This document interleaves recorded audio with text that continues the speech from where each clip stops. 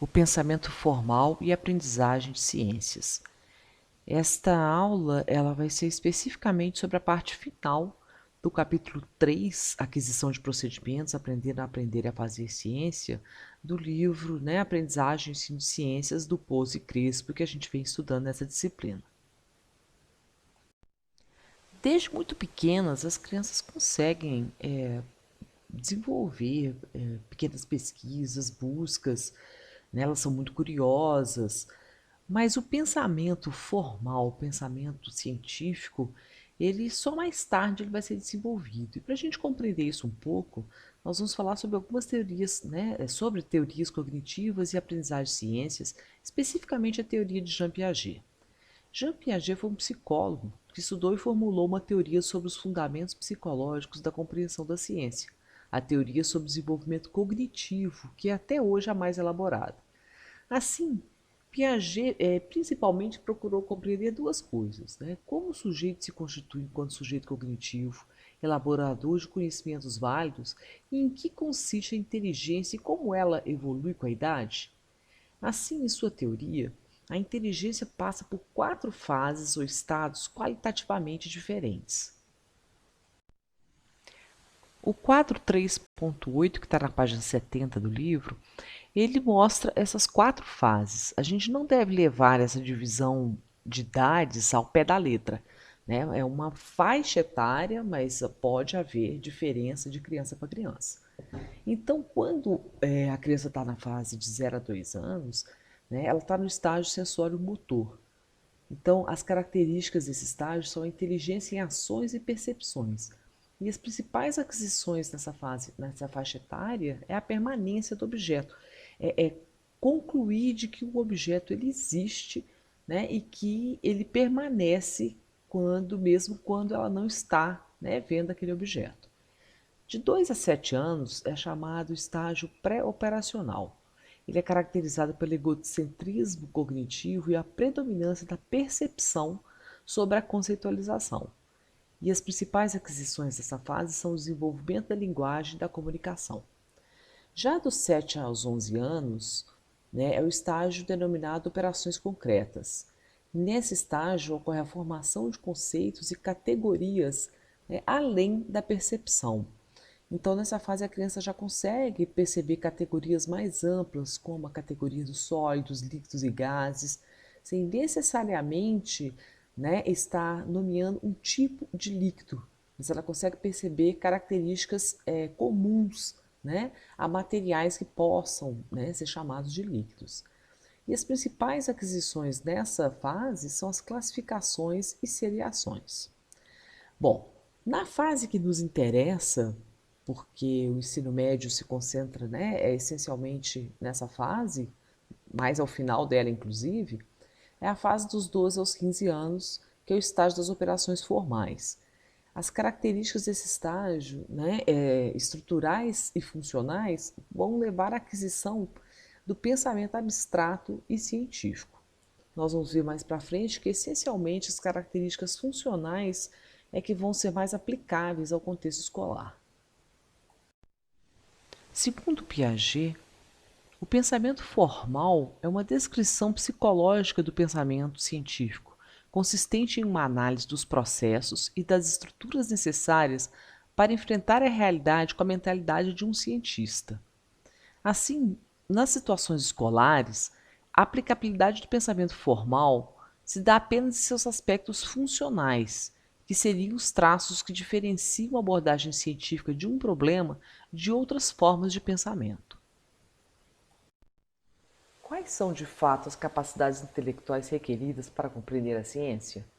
No quadro 3.9 da página 71, são mostradas as características funcionais do pensamento formal comparativamente às do pensamento concreto, que é a fase anterior, dos 7 aos 11 anos.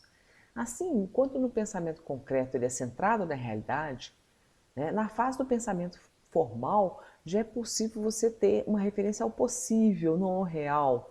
Então você pode imaginar situações, e criar toda uma lógica nova dentro de uma situação hipotética. No caso do pensamento concreto, ele é baseado nos objetos realmente apresentados. E no pensamento formal, ele já tem mais um caráter proposicional, baseado em algum tipo de linguagem. O pensamento concreto é incapaz de formular e comprovar hipóteses. Já no pensamento formal, né, essa natureza hipotética dedutiva, ela permite, né, a formulação e a comprovação de hipóteses. Estão estreitamente vinculadas e diferenciam o pensamento formal de outros tipos de pensamento mais elementares.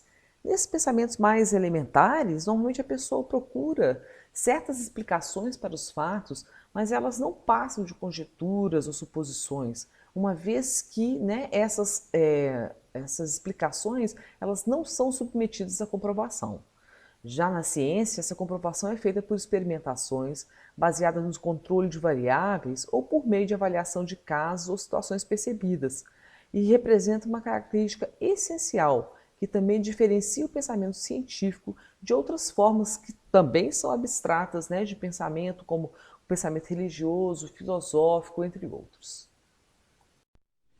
Assim, para lidar com modelos hipotéticos representados em uma linguagem formalizada, né, Piaget e Helder, conforme a referência abaixo, eles propõem 8 esquemas formais ou estruturas de pensamento. A primeira delas são as operações combinatórias, que tornam possível, dada uma série de variáveis ou proposições, esgotar todas as combinações possíveis entre elas para conseguir um determinado efeito. Em tarefas científicas, por exemplo, né, seria a procura de uma determinada combinação como controle de variáveis. Então, eu mantenho, né, uma situação controle e eu mudo as variáveis de um determinado sistema para comparar, né, com minha situação controle. A segunda estrutura de pensamento são as proporções. Elas permitem quantificar as relações entre duas magnitudes, seja a parte e o todo ou duas partes entre si. Estariam conectadas com numerosos conceitos e leis, não apenas da matemática, mas também de diferentes áreas da ciência. Na química, poderíamos dar como exemplo, né, os cálculos de concentração de soluções, as proporções que a gente tem, então, de quantidade de soluto para quantidade de solvente, de solução, desculpem, dada uma certa concentração. Estudos, por exemplo, de propriedades do material como densidades, exigem também noções de proporções. O terceiro esquema formal ou estrutura de pensamento seria a coordenação de dois sistemas de referência, né? Um esquema necessário para compreender todas as tarefas ou situações nas quais exista mais de um sistema variável que possa determinar o efeito observável. Quando a gente trabalha, por exemplo, com os gases, as relações pressão, volume, temperatura e quantidade, né, de material, elas são diversos, né, são 2, 3, 4 sistemas, né, variáveis que a gente precisa relacionar. Correlação entre dois sistemas também pode ser vista quando você faz uma curva de calibração, né, na qual você vai relacionar uma concentração do material com uma leitura de absorvância de um determinado equipamento. A noção de equilíbrio mecânico, que implica a compreensão do princípio de igualdade entre duas ações opostas dentro de um sistema dado, requer a compensação operatória, ou seja, mental, não real, entre o estado atual do sistema e seu estado virtual ou possível, né, se certas ações forem realizadas nele. Um exemplo que a gente pode ter na física, né, é a noção da ação e reação, por exemplo. A noção de probabilidade, vinculada à compreensão do acaso e, portanto, da causalidade, está relacionada tanto com as noções de proporção quanto com os esquemas combinatórios, e seria útil não apenas para a solução de problemas matemáticos, mas também para a compreensão de fenômenos científicos não determinísticos. No caso da compreensão dos orbitais, por exemplo, né? Você tem uma região de probabilidade de você encontrar o elétron, né? Ao contrário de um átomo determinístico, como por exemplo do modelo de Bohr. A noção de correlação estaria vinculada tanto à proporção quanto à probabilidade e seria necessária para determinar a existência de uma relação causal diante de uma distribuição parcialmente fortuita. Não seria necessária para análise de dados e para experimentação científica em tarefas complexas diante de fenômenos probabilísticos. As compreensões multiplicativas requereriam cálculo de proporção inversa, por exemplo, de duas variáveis para obtenção de um determinado efeito. Por último, teríamos as formas de conservação que vão além da experiência. Estão vinculadas com a noção de equilíbrio mecânico e implicariam também no estabelecimento de leis de conservação sobre elementos não observáveis. Frente às conservações próprias do pensamento concreto, que contam com um apoio perceptivo, essas conservações não observáveis não têm nenhum apoio perceptivo. Conservação de energia, do movimento retilíneo uniforme seriam conceitos cuja compreensão exigiria a aplicação desse esquema. Então, por exemplo, a criança, ela consegue perceber se você tem, ela consegue perceber a conservação. Se você transfere um líquido de um recipiente para outro, um copo baixo, um copo mais alto, um copo baixo e largo.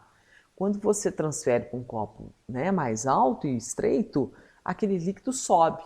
Crianças muito pequenas acham que aumentou a quantidade de líquido, mas crianças já na fase do concreto, elas já conseguem perceber que houve a conservação daquela quantidade de líquido que estava num copo, ela só foi transferida para outro copo. Mas elas não conseguem perceber essa questão da conservação da massa, por exemplo, se a gente tentar pensar, você queima um papel, esse papel está reagindo com oxigênio, formando gases e fuligens, mas que a massa total desse sistema se conserva. Isso é extremamente abstrato para uma criança até na faixa em torno aí dos 11 anos de idade. O pensamento formal é a resolução de tarefas conforme a teoria piagetiana. Segundo a teoria cognitiva de Piaget, uma vez que o sujeito tivesse construído as estruturas lógicas, que a gente comentou aí no slide passado, ele estaria capacitado para resolver qualquer tarefa que exija o uso das operações formais, independentemente de qual for o esquema operatório envolvido. Assim, o que determinaria a complexidade de uma tarefa não seria o seu conteúdo, mas a estrutura lógica necessária para resolvê-la. O pensamento formal científico seria adquirido de uma forma geral, segundo Piaget. Então, ou seja, ele seria desconectado de um determinado conteúdo a ser aprendido ou de um determinado conteúdo a ser desenvolvido. Pensando então dessa forma, um objetivo da educação deveria ser fomentar o desenvolvimento do pensamento formal. A educação científica deveria promover o desenvolvimento de formas mais complexas de pensamento, em vez de proporcionar muitos conhecimentos novos específicos. A ideia seria passar do geral para o específico. Os conteúdos conceituais específicos estariam subordinados ao desenvolvimento de formas gerais do pensamento formal. Porém, o que se percebeu em pesquisas mais recentes é que o pensamento formal ele é necessário, mas ele não é suficiente para resolver as tarefas científicas. Então, essas pesquisas mostraram que está em torno de 50% a porcentagem de sujeitos que resolvem formalmente as tarefas científicas. A dificuldade no uso do pensamento formal não é uma característica adolescente. Os adultos também apresentam essa dificuldade. Além disso, a inconsistência do uso do pensamento formal pelo mesmo sujeito quando passa de um conteúdo a outro. No livro, o autor traz para a gente um exemplo de colocar um físico para resolver problemas de história e um historiador para resolver problemas de física. Quando muda o conteúdo, esses cientistas acabam tendo abordagens como o pensamento ainda do pré-adolescente, ou seja, abordagens em que não vão ter aplicação do pensamento formal nas abordagens que eles vão desenvolver, justamente porque eles não têm a base do conteúdo para aquilo. Então, o físico, ao resolver os problemas do historiador, ele acaba usando bastante o seu pensamento de senso comum, por ele não ter uma base conceitual forte nisso. Já o historiador, ao resolver os problemas de física, ele entra na mesma situação. Ele acaba também usando diversos pensamentos de senso comum para tentar resolver essas tarefas científicas, porque ele não dá conta, né, de toda a dimensão do conteúdo que é necessário para resolvê-las. Portanto, hoje o que parece ser o ponto de vista mais aceito é que o pensamento formal não é uma capacidade tão geral assim. Ele parece depender bastante do conteúdo, né, ao qual ele é aplicado. Pode-se dizer que ele é uma condição necessária, mas não suficiente para resolver tarefas científicas. Então, o que mais é necessário, além do pensamento formal, para se resolver problemas científicos? O aprendizado de ciências requer, então, não apenas mudanças nos procedimentos ou formas de pensamento, mas também nas concepções, nas ideias e nos conceitos utilizados pelos alunos para interpretar os fenômenos que estudam.